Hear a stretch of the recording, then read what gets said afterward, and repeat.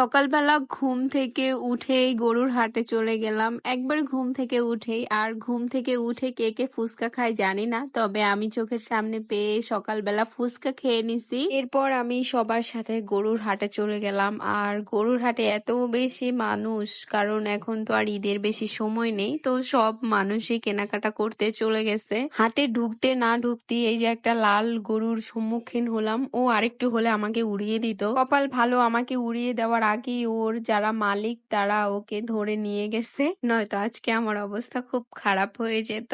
আমার দুইটা ভাইয়েরই chicken pox হয়েছে, এই জন্য ওরা দুজন এত বেশি অসুস্থ, তো এই টাইমে আর ওরা গরুর মাংস খেতে পারবে না, সেই কারণে আমরা আর এবার গরু নিব না, আমরা নেব খাসি। তো সেই খাসি দেখতেছিলাম ঘুরে ঘুরে। মাশাল্লাহ বাজারে অনেক অনেক খাসি, আরো ভেড়াও ছিল।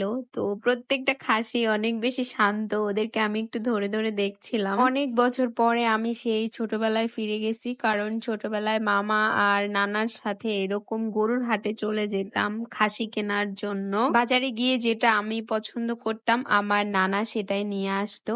আর এই যে এই বাজার থেকে গরু খাসি কিনে এই পুকুর থেকে গোসল করিয়ে নিয়ে যাওয়া হয়। আজকের দিনটা আমার অনেক বেশি সুন্দর কেটেছে, কারণ অনেক অনেক বছর আগের দিনে যেরকম আমি বাজারে যেতাম গরুর হাটে আর কি নানা মামার সাথে, তো ওইরকম সময়টা আমি ফিল করতে পেরেছি। আমি নানা বাড়িতে প্রথম নাতনি হওয়ার সুবাদে অনেক ভালোবাসা পেয়েছি। আমার নানা বাড়ি থেকে পুকুর থেকে মাছ উঠানোর পরে আমি যেই মাছগুলো পছন্দ করতাম বড় বড় দেখে, আমার নানা সেইগুলো রেখে দিত।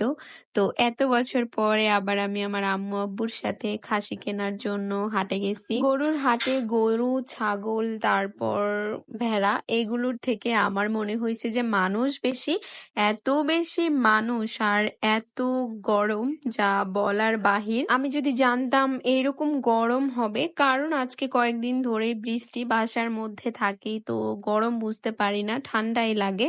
তবে হাটে গিয়ে দেখি প্রচন্ড গরম, এইরকম জানলে পানি নিয়ে যেতাম, আর ওইখানে পানি কিনে খাওয়ার মতো ব্যবস্থা ছিল না। তো আমরা হাটে ঘুরে ঘুরে আমাদের ভাগ্যে যে খাসিটা ছিল ওটা আমরা নিছি। এরপর হচ্ছে খাসিটা তো নতুন মেহমান, একে তো একটু মালা পরাতে হবে, এই যে সুন্দর মালাটা নিয়ে নিলাম।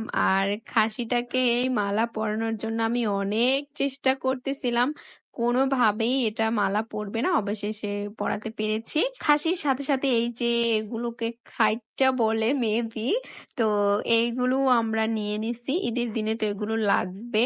আর আমাদের বাসার জন্য কিছু ফ্রুটস কেনাকাটার দরকার ছিল, তো আম্মু সেই ফ্রুটসই কেনাকাটা করতেছিল। লিচু আর আমের সিজনে প্রয়োজনে একবেলা ভাত কম খাবো, তাও আমাদের বাসায় এইগুলো আনবেই, এইগুলোই ভাতের মতো খাওয়া হয় সব সময়, এই তো আর কি।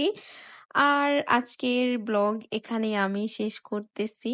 তোমরা সবাই জানাবে আমার ব্লগ কেমন লেগেছে। সবাই ভালো থেকো, সুস্থ থেকো। আজকের মতো টাটা।